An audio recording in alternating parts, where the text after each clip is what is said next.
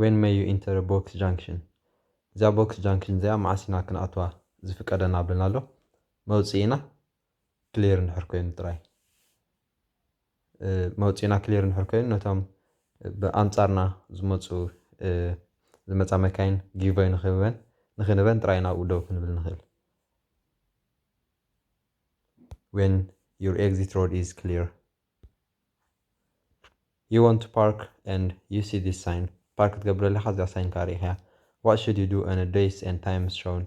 እዚ ግዜን መዓልትን ሰዓታትን መዓልትን እንድሕር ዳሪእና እንታይ ክንገብር ኣለና ብለና ኣሎ ካብቲ ግዜ እሱ ወፃኢ ኢና ፓርክ ክንገብር ንኽእል ንኣብነት Monday to Friday 8:30 to 6:30 p.m. ብለና ኣሎ ካብ ሶኒ ክሳብ ዓርቢ ካብ 8 ፍርቓን ክሳብ 6 ፍርቓን ክንጥቀመሉ ንኽእል ኢና እቲ ፓርክ ክንገብር ንኽእል ኢና ማለት እዩ ቀዳም ካብ 8 ፍርቓን ክሳብ 1 ፍርቓን ዘሎ ግዜ ክንጥቀመሉ ንኽእል ኢና ፓርክ ክንገብር ንኽእል ኢና ካብ ወፃኢ ግን ቅድሚ 8 ፍርቓን ድሕሪ ሰዓታት ከዓ 6 ፍርቓን Monday to Friday Saturday ከዓ ካብ 1 ፍርቓን ንንየው ፓርክ ክንገብር ንኽእል ኢና ሰንበት ግን ኩሉ መዓልቲ ፍቑድ ዝኾን ፓርክ ክትገብር ማለት እዩ so እንታ ሓቶ እንታይ ትብለና ኣላ ኣብዚ ሰዓትን ዕለትን ዝረኣየና ዘሎ እንታይ ክንገብር ኣለና ሰዓትን ዕለትን 8 ፍርቓን ክሳብ 6 ፍርቓን Monday to Friday 8 ፍርቓን ክሳብ 1 ፍርቓን Saturday እንድሕር ኮይኑ እንታይ ክንገብር ኣለና ማለት እዩ ፓርክ in a bay and pay ኢኻ ክትከውን ኣብ ፓርኪንግ ዲዛይን ዝኾነ ቦታ ኢና ፓርክ ክንገብር ንኽእል ሽዑ ንኸፍል ከዓ ማለት እዩ እተን ካልኦት ኣማራፂታት እንድሕር ርኢናያ እታ ሓንቲ ፓርክ ጌርካ ከይፈልካ ክትብል ኣላ እታ ሓንቲ ኣብ የሎው ላይን ፓርክ ግበር ክፈል ትብል ኣላ ኣብ የሎው ላይን ደው ክንብላ ንኽእል ኢና የሎው ብፍላይ ዳብል ላይን እንተኮይኑ ማለት እዩ ሲንግል የሎው ላይን እንድሕር ኮይኑ ምናልባት ካብ ሰዓታት 8 am to 6 pm ይብል መብዛሕትኡ ካብ ወፃኢ ፓርክ ክንገብር ንኽእል ማለት እዩ so መልሳና እዚኣ park in a bay and pay what's the national speed limit for cars and motorcycles on a dual carriageway ኣብ dual carriageway ናይ ሳይክልን ንመኪናን ልክዕ ከም ናይ ሞተርዌይ 7 እዩ which road users benefit from two-can crossing ማለት two of them cycle and pedestrian can use the crossing so cyclists and pedestrians two can why could it be dangerous to reverse from side road to main road ካብ ንእሽተይ ፅርግያ ናብ ዓብዪ ፅርግያ ሪቨርስ እንድሕር ጌርናስ ንምንታይ ሓደገኛ ክኸውን ንኽእል ብኸመይ ሓደገኛ ክኸውን ኣብ ዓብዪ ፅርግያ ፕራዮሪቲ ኣብ ዓብዪ ፅርግያ ኣሎ ኣብ ዓብዪ ፅርግያ ፕራዮሪቲ ኣለዎ ማለት እዩ ፕራዮሪቲ ኣለና ኢሎም እንዳኸዱ ሪቨርስ እንድሕር ትገብር ኣለኻ ሓደጋ ከጋጥም ይኽእል ማለት እዩ so ካብ ዓብዪ ፅርግያ ናብ ንእሽተይ እምበር ካብ ንእሽተይ ናብ ዓብዪ ፅርግያ እንድሕሪት ሪቨርስ ጌርካ ክትከይድ ኣይግባእኒ ማለት እዩ and your view will be restricted እቲ ክንሪኦ ንኽእል ከማን ኣዝዩ ድሩብ ትኸውን ማለት እዩ ሪቨርስ ክንገብር ከለና ናብ ዓብዪ ፅርግያ ዳርጋ ክንርኢ ንኽእል ኢና so ሓደገኛ ገብሮ you're waiting at a level crossing ኣብ level crossing ናይ train ማለት እዩ ንፅበ ኣለና what must you do if the train passes by red lights keep flashing እቲ ቀይሕ መብራህቲ ናይ ኣብ ትሬን ማለት እዩ መገዲ ባቡር ክንሰግር ከለና ቀይሕ መብራህቲ ተወሊዑ እታ ትሬን ሓሊፋ ግን እቲ ቀይሕ መብራህቲ ስቕሉ ተወሊዑ ፀኒሑ ምቕያር ኣብዩ እንታይ ማለት እዩ ካልእ ትሬን ትመፅእ ኣላ ማለት እዩ so carry on waiting እቲ ምፅባይና ክንቅፅሎ ኣለና what does this sign mean እዛ ሳይን እዚኣ እንታይ ማለታ ኩሉ ግዜ እንድሕር ራስ ሰውዒልና ኣላ እዛ ቀያሕ ሕንፃፅ ወዲኡ ኣሎ ማለት እዩ ማለት እያ ትገልፅ እታ 30 ኣብ ሰማያዊ ዝኣተወትካ ሚኒማም ብውሕዱስ 30 ማይልስ ፐር ኣወር ክንከይድ ኣለና እያ ትብል ሕጂ ከምኣ ትብል ነይራ እታ ቀያሕ ስለ ዘላ ግን ሕጂ እቲ ሚኒማም 30 ማይልስ ፐር ኣወር ሚኒማም ዝነበረ ተወዲኡ ኣሎ ካብዚ ንንየው በቲ ኖርማል ስፒድ ክትከዱ ትኽእሉ ኢኹም ትብል ማለት እዩ so end of minimum speed እዚኣ ኣብያ ቀንዲ ትርከብ ኣብ ቢንቶ ገለ ቀሲልካ ክትከይድ የብልካን መካይን ብድሕሪኻ መፅን ከይሃርማኻ 30 ማይልስ ፐር ኣወር ብውሕዱ ክትከይድ ኣለካ ትብል ትፀንሕ ማለት እዩ።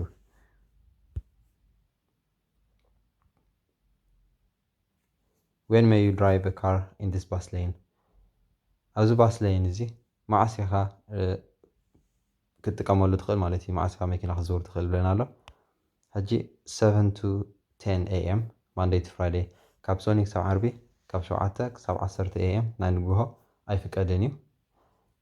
ናይ ምሸትካ ካብ ሰዓት 4 ክሳብ 6 ፈረቓን ኣይፍቀድን እዩ ማለት እዩ። ኣነ ብኸመይ ብቐሊል ሕዛ ካብ 10 ተን ዝፍቀደና ካብ ኣይፍቀደናን ኣይፍቀደናን ካብ ሰዓት ንብል ካብ 10 ክሳብ ሰዓት 4 ይፍቀደና እዩ። ካልእ ዝተረፈ ድሕሪ 6 ፈረቓን ቅድሚ 7 ፈረቓን ኮላይ ይፍቀደና እዩ። ሕጂ ኣብቲ ሰዓታት ብፍላይ ኣብ ፈተና ማለት እዩ ቅድሚ ሰዓት 7 ንግሆ ወይ ከዓ ድሕሪ ሰዓት 6 ፈረቓን ፈተና የለን፣ ቴስት የለን። ነየን ክንሕዝ ኣለና ካብ ሰዓት 10 ክሳብ ሰዓት 4 ይፍቀደና እዩ ኢልና ንሓዝ። እሳትሕሸና ካብ 7 ክሳብ 10 ይፍቀደናኒ 4 ክሳብ 6 ፈረቓን ኣይፍቀደናኒ ኢልና ካብ ንሕዝ ካብ ሰዓት 10 am ክሳብ ሰዓት 4 pm ይፍቀደና እዩ ኢልና ተሂዝና ትቕልልና። መዓስ ኢና ኣብዚ ሰዓታት እዚ መኪና ክንዘውር ንኽእል ብባስ ላይ ንብለና ኣሎ። outside its hours of operation 7 to 10 4 to 6 6:30 hours of operation ዘይንጥቀመሉ ስለዝኾነ ካብኡ ወፃኢ ኢና ክንጥቀመላ ንኽእል ማለት እዩ።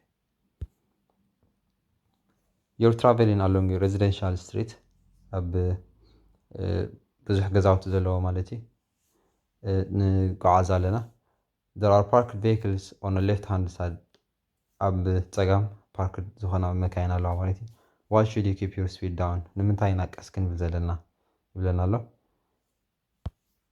ብቐሊሉ ኣብ በተን መንጎ መካይን ኩዕሶ ክፃወቱ ድዮም ገለገለ ክፃወቱ ሳይክል ክዝውሩ ንኣሽቱ ቆልዑ ክመፁ ክእሉ እዮም ክቕልቀሉ ክእሉ እዮም ሃንደበት ቀስ ኢልና ንጓዓዘሉ ምክንያት ቆልዑ ካብተን መንጎ መካይን ሃንደበት ክወፁ ስለ ዝኽእሉ። You're parked on a busy high street ኣብ ቢዚ ዝኾነ ስትሪት ፓርክድ ጌርና ኣለና ደው ኢልና ኣለና። What's the safest way to turn your vehicle around so you can drive in the opposite direction? ዝወሓሰ መኪናና ካብቲያ ዝነበርናያ ጠዊና ንድሕሪት ገፅና ክንምለስ ዝወሓሰስ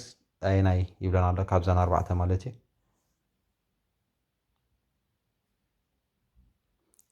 እዚኣ ክትከውን turn round in a quiet side road ኣብ ኳየት ዝኾነ ኣብ ፅምው ዝበለ ንእሽተይ ፅርግያ ከይድና ክንጥወ እዩ ዝወሓሰ ማለት እዩ። otherwise ቆልዑ ክንሃርም ንኽእል ዝኾነ ኣብ ፓርክድ ኣብ ፀቢብ ጎደናታት ገለ ተዘይተጠዊና ተመራፂ እዩ ማለት እዩ። When may you stop on a clear way? ኣብ clear way ማለት እዛ ሳይን እዚኣ እንድሕር ርኢናያ ኣብቲ ከባቢ ደው ምባል ይኹን ምፅባይ ኣይፍቀድን እዩ ማለት እዩ። መዓስ ኢና ኣብኡ ደው ክንብል ፍቀደና ኣለና ኣሎ። ኣብኡ ደው ክንብል ወይ ክንፅበ ኣይፍቀደናን እዩ። ኔቨር ትኾን መልሳ ብፍፅም ደው ክንብል ኣይፍቀደናን እዩ። You want to turn right at a box junction ኣብ box junction ንየማን ክንትወደ ኢልና what should you do if there is oncoming traffic? oncoming traffic እንድሕር ኣሎ እዚኣ ቦክስ ጃንክሽን ትበሃል እዚኣ ናሃለትና እዚኣ ብጫ ማለት እዩ። ሕጂ መኪናና እዚኣ እንድሕር ዳ ኮይና ንኸይድ ኣለና ቀቅድሜና ሓንቲ መኪና ኣላ ቀያሕ ማለት እዩ ሲግናል ትገብር ኣላ ናብዚ ገፃ ክትከይድ እዚኦም oncoming traffic ማለት እዚኦም ኮኑ ኣለዉ oncoming traffic ናብዚ ገፆም ዝሰግሩ ማለት እዩ። ሕጂ ንሕና ግን ናብዚና ክንሰግር ደሊና oncoming traffic እንድሕር ኣለዋ ኮይነን ኣብዚኣ ዘለናያ ጠጠው ኢልና ንፅበ ክሳብ እሰን ዝኸዳ እዚኣን ክሳብ ዝኸዳ ንፅበ ማለት እዩ። ምስ ከዳልና ግን ተኺልና ንጥወ ጌርና ንጥወ oncoming traffic ነዚኦም ጠጠው ኢልና ንሕልፎም ሽዑ ጉዳይና ንገብር ንሰግር ማለት እዩ። ካብ መጀመሪኡ ነታ የሎ ጃንክሽን ክንኣትዋ እንድሕር ኮይና እቲ ንወፅሉ መገዲ ናፃ ክኸውን ክኽእል ኣለዎ። wait in the box junction if your exit is clear እቲ ንወፅሉ መገዲ ንድሕር ናፃ ኮይኑ ኣብቲ ቦክስ ጃንክሽን ክንፅበ ንኽእል ኢና። where may you overtake on a one-way street where may you overtake on a one-way street ይብለና ኣሎ። ኣብ one way street በየን ክንሓልፍ ንኽእል ብደስ ዝበለና so on either right or left one way እንድሕር ኮይኑ ብፀጋም ይኹን ብየማን ክንሓልፍ ንኽእል ኢና። what's the speed limit for car towing a caravan on a dual carriageway ኣብ dual carriageway ካራቫን ተጎታቲ ጎቲትና እንድሕር ንኸይድ ኣለና መኪናና ማለት እዩ ስፒድ ሊሚት ናትና ክንደይ እዩ ይብለና ኣሎ። so ልክዕ ከም ናይ ሞተር ወይ እዚኣ dual carriageway ካ 60 miles per hour እያ ትሬለር ወይ ከዓ ካራቫን ጎቲትና ንኸይድ እንተለና ከይጎተትና ንኸይድ እንተለና ግን 70 miles per hour ንኸይድ ማለት እዩ። what should you do if an amber light comes on and warning sounds while you're driving over a level crossing ኣብ level crossing ናይ ትሬን እንዳሰገርና ከለና ወይ እናውገፅና እንዳቀረብና ከለና እዚኣ ኣምበር እንዳ ፍላሽ እንዳገበረት ድምፂ እንድሕር ሰሚዕና እንታይ ክንገብር ኣለና ብለና ኣሎ። ካብቲ ናይ ትሬን ቀልጢፍና ክንሰግር ኣለና ኣብቲ መገዲ ባቡር ምስ በፃሕና እንድሕር እሱ መፅዩ ቀልጢፍና ክንሰግር ኣለና ካብቲ ቦታ ማለት እዩ። you are on a road that's only wide enough for one vehicle ንሓንቲ መኪና ጥራይ ዝኣክል ፅርግያ ኣለና ማለት እዩ ኣቲና ኣለና። what should you do if a car is coming towards you ናባና ገፃ መኪና እንድሕር መፅያ እንታይ ክንገብር ኣለና ኣብ ፀቢብ ቦታ ማለት እዩ። so pull into a passing place on your left መሕለፊ ቦታ ንእሽተይ እንድሕር ረኺብና ናብ ገፅና እቲ ኢልና ከንሕልፎም ክንክእል ኣለና ማለት እዩ። ኣብ ፀጋምና ናብ የማን ሰግር የብላን ብየማን ቦታ እንተሎ እሶም ክኣትዎ ኣለዎም ክሕልፉና ንዓና። what's the meaning of this sign እዛ ሳይን እዚኣ እንታይ ማለት waiting restrictions ደው ክንብል ወይ ክንፅበ ሰዓታት ኣለዎ። ኖርማሊ እቲ ሲንግል የሎው ላይን እንድሕር ኮይኑ ሓንቲ ብጫ ላይን ነዋሕ እንድሕር ኣላ እዛ ሳይን እዚኣ ኣብቲ ልዕሊኡ ክንሪኣ ንኽእል ኢና። ካብቲ ሰዓታት ወፃኢ ኣብኡ ደው ክንብል ንኽእል ኢና። ኣብቲ ሰዓታት ግዜ ግን ደው ክንብል ወይ ክንፅበ ኣይፍቀደናን እዩ። so this is waiting restriction. you see this double white lines along the center of the road when may you park on the left double white line እንድሕር ሪና ኣብቲ ማእከል ናይ ፅርግያ ማዕስ ፓርክ ክንገብር ንኽእል ብለና ኣሎ። እዚ ንዓና ሲንግል ዋይት ላይን እንደገና እታ ሓንቲ ከዓ ስብርባር ትረኣየና ኣላ እዚአን ሕንፃፅ እዚአን ማለት እዩ። ማዓስ ኢና ፓርክ ክንገብር ንኽእል ኣብ ፀጋም እንድሕር ኢልና ፓርክ ክንገብር ኣይንኽእል ኢና። ምናልባት ግን ሰብ ከነውርድ ወይ ሰብ ክንሰቅል ንኽእል ኢና እንድሕር እዚ ላይን እዚ ክልቲኡ ዘይተቆራረፀ እንድሕር ኮይኑ ኸ ኔቨር ደው ክንብል ኣይፍቀደናን እዩ ማለት እዩ። ወላ ኣምቡላንስ ብድሕሪት ተመፅያ እዚ ክልቲኡ ላይን ሓደ ዓይነት ዘይተቆራረፀ እንድሕር ኮይኑ ሶሊድ ዋይት ላይን እንድሕር ኮይኑ ወላ ኣምቡላንስ ይኹን ፖሊስ ብድሕሪና መፅዮም ነቲ ላይን እቲ ክንቆርፆ የብልናን እንታይ ዳ ተኺልና ንቕፅል። ኣብዚኣ ግን እታ ናባና ገፃ ዘላ ሕንፃፅ ስብርባር ስለ ዘላ እንታይ ንገብር ሰብ ክንሰቅል ወይ ከነውርድ ንኽእል ኢና ማለት እዩ እምበር ፓርክ ክንገብር ኣይንኽእል ኢና ናብኡ to pick up or set down passengers. what should you do if you want to overtake a tractor but aren't sure that's safe ትራክተር እንድሕር ቅድሜና ኣላ ክንሓልፋ እንድሕር ደሊና ግን ውሑስ ድይኮነን ተጠራጢርና እንታይ ክንገብር ኣለና stay behind it if you're in any doubt ብድሕሪታ ትራክተር ቀስ ኢልና ክንከይድ ኣለና ሹር ክሳብ ዘይኮና ማለት እዩ። so stay behind it if you're in any doubt. you're traveling on a motorway in England ኣብ ኢንግላንድ ኣብ ዓዲ እንግሊዝ ኣብ ሞተርዌይ ንዝውር ኣለና when must you stop your vehicle ማዓስ ኢና መኪናና ናይ ግድን ደው ከነብላ ዘለና ብለና ኣሎ። ኣብ ሞተርዌይ እንድሕር ኮይኑ ደው ክንብል የብልናን unless ብ road works እንድሕር ሲግናል ስቶፕ ክንገብር ከም ዘለና እንድሕር ተኣዚዝና ጥራይ ማለት እዩ ይቕሬታ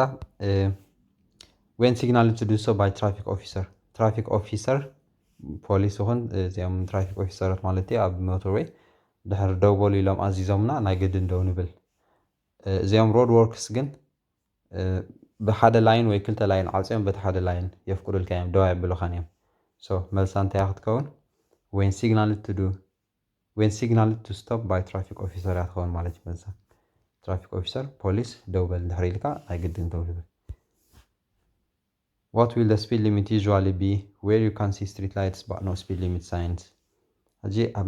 ኣብ ኖርማል ፅርግያ እንዳኸድና ከለና 20 እንድሕር ኮይኑ እታ 20 ተደጋጋሚ ንሪኣ ኢና ኣብ 200 ያርድስ ገለ ትደጋገመ 40 ተኮይኑ እውን ከምኡ ትደጋገመ 50 ተኮይኑ ትደጋገመ 60 ተኮይኑ ትደጋገመ 30 ግን ኣይትደጋገምና ሓንቲ ክንጥዎ ከለና ብታ መጀመርታ ናይ ፅርግያ ተርኢናያ ብድሕሪ ንሪኣ ኢና እታ 30 ማለት እዩ ሶ እቲ ስፒድ ሊሚት እንድሕር ዘይንርኢ ኣለና ኣብ ከባቢና ወላ እንዳኸድና ምርኣይ ተሲድና እቲ ፅርግያ 30 እዩ ማለት እዩ ስትሪት ላይት ዘለዎ ማለት እዩ ኣብቲ ስትሪት ላይት እታ ሳይን እንተ ደኣ ሲኢናያ 30 ይኸውን ማለት እዩ ፅርግያ